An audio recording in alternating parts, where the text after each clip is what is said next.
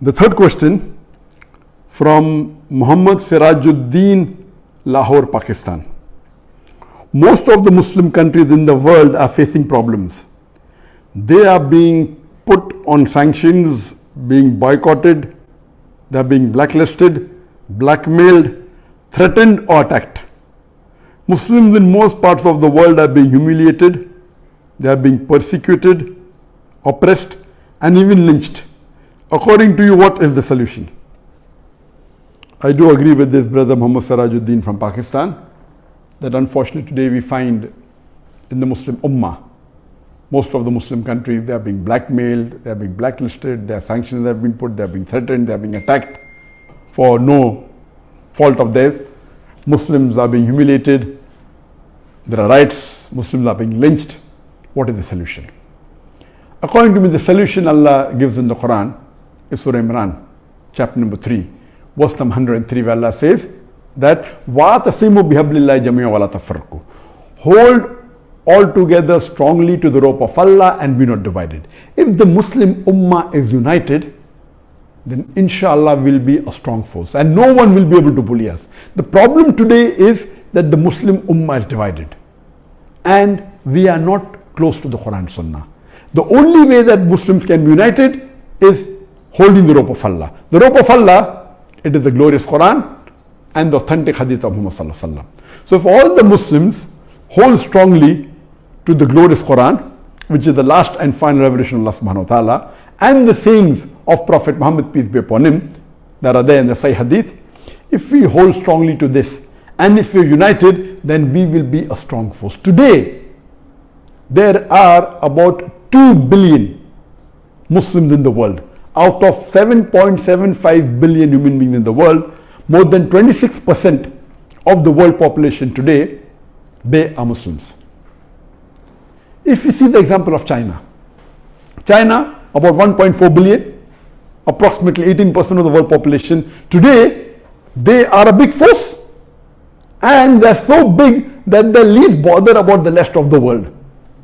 They themselves are 1.4 billion. Do you know whatever social media that is there throughout the world, it is influencing the world, but it's not influencing China because they have banned Facebook, they have banned YouTube, they have banned Google, they have their own alternative. They have Baidu, they don't have WhatsApp, they have got WeChat. So they have got their own alternative and 18% according to them is a big chunk. That's the reason today they are number 2 in the world. But in many aspects they are number 1. And the way they are developing, coming from very low, the way they have come up in the last few decades is phenomenal. Because they are united. So we have to take the good points. There are many negative points of China, but the good point is they are united and they themselves are a big force. So much so that even America is afraid. What my suggestion is that the Muslims should be united. They can have their country, no problem, but as a whole we should be united. Today we have the United Nations Organization, UNO. So whatever UNO say, most of them follow except the big superpower, the 5 or 6 countries which have got the veto power. Besides them, everyone has to follow. If they don't follow, then they twist their arm, they put sanction, they put embargo, and they have arm twisting policy for their own benefit. If they want to attack, if they want to take over Iraq, they create false, the big superpower America and UK, they create false evidence and they attack Iraq. Not that Saddam Hussein was a very good Muslim, but what right did America, USA and UK to attack Iraq? And after they attacked, Iraq was worse than what it was before. What were the Muslims doing? They were just sitting, they were fighting among themselves. We Muslims should be united, whatever said and done. First of all, we should let our differences aside and we should unite. We may not agree with certain policy of the other Muslim country, but on the basis of Quran and Sunnah, we should unite and we should have our own United Muslim Organization. Like they have UNO, we should have UMO. All the 57 Muslim countries should have united. Forget about what we have in the past. We have some organization, but they are not effective at all because they are controlled by 1 or 2. We should be united on the basis of Quran. If we are united on the basis of Quran, let Quran be a constitution. Practically, not theoretically. There are some Muslim countries, theoretically Quran is a constitution, but most of the things which Quran prohibited goes on in that country. It's only for theory. We should practically have Quran as a constitution and have united. And we should have alternative. Like how there is a World Trade Organization, WTO. We should have a World Trade Muslim Organization, WTMO. And I'll give you an example. We Muslims, we have the GCC, Gulf Cooperation countries. The 6 countries, Saudi Arabia, Kuwait, UAE, Qatar, Oman, Bahrain. These 6 countries are close to each other and they produce oil, they have got petrol, and if they fight among themselves, the others will take advantage.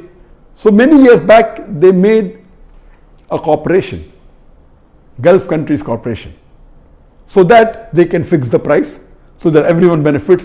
In this way, not only should we have for the petrol, we should have for palm oil.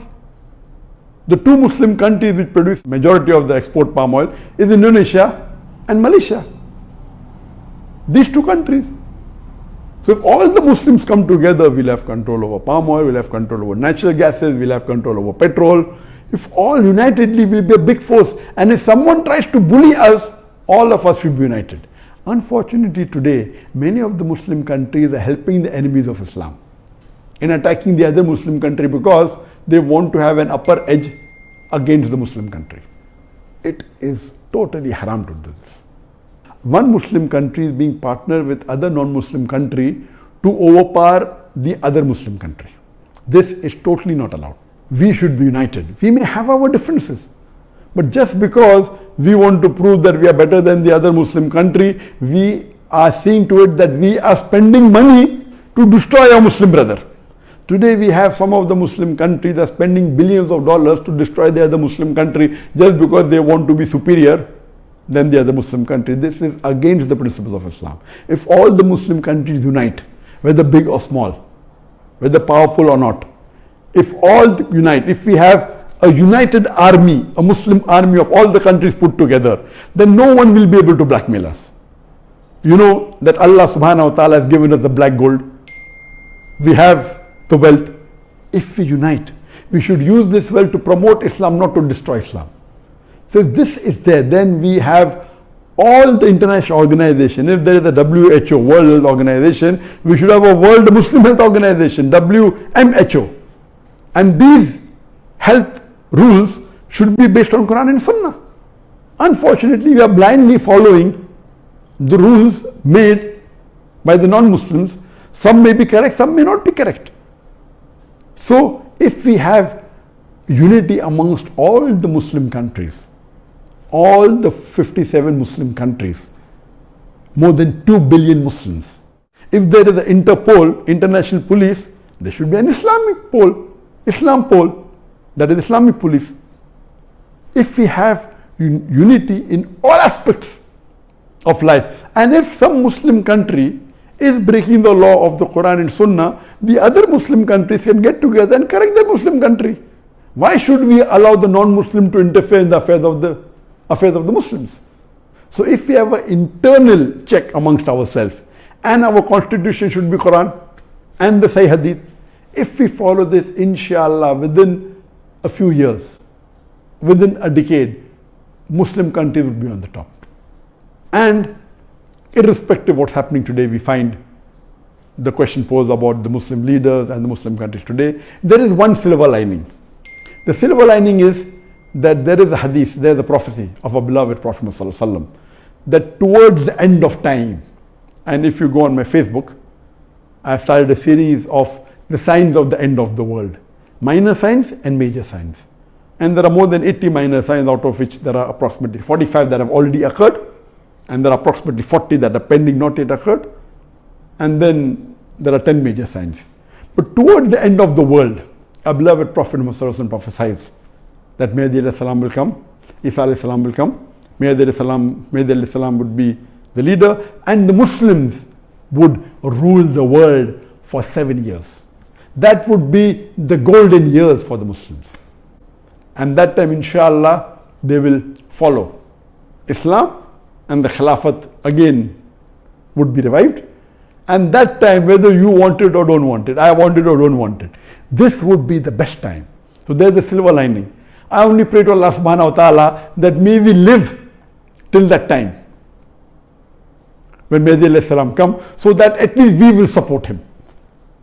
And our beloved Prophet Muhammad sallallahu alaihi wasallam has given basharat that that group of Muslims that will support Mahdi alayhi salam, they have been promised paradise. I pray to Allah subhanahu wa ta'ala that may he come during our time, during my time, and I would be the first person to support him and would love to see how Islam flourishes. And we wait for the time. Till the time he comes, we don't know how long will it take. Few weeks, few months, few years, few decades, Allahu Alam.